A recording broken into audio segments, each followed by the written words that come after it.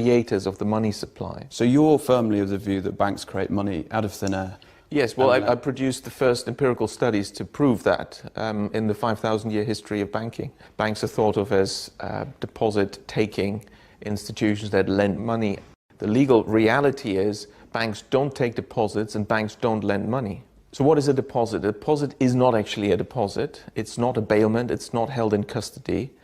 At law, the word deposit is meaningless. The law courts and various judgments have made it very clear if you give your money to a bank, even though it's called a deposit, this money is simply a loan to the bank. That's true. Yeah. So there is no such thing as a deposit. So you think it's put in and adequately named then? So banks borrow from the public. Okay, so that much we've established. What about lending? Surely they're lending money.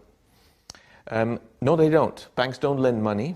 Banks, again, at law, it's very clear, they're in the business of purchasing securities. That's it. So you say, okay, don't confuse me with all that legalese. No. I want a loan. I want a loan. Yeah.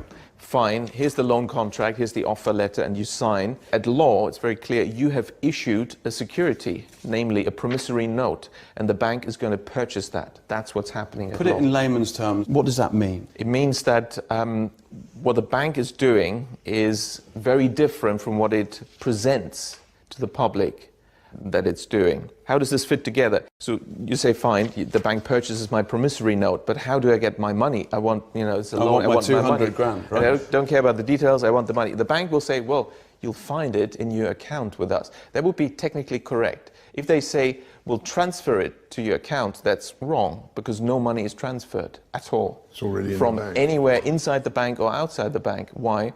Because what we call a deposit is simply the bank's record of its debt to the public. Now, it also owes you money, and its record of the money it owes you is what you think you're getting as money, and that's all it is.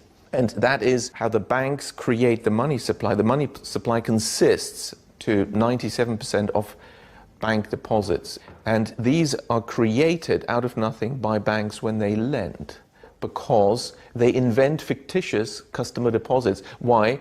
They simply restate, slightly incorrectly in accounting terms, what is an accounts payable liability arising from the loan contract having purchased your promissory note as a customer deposit, but nobody has deposited any money.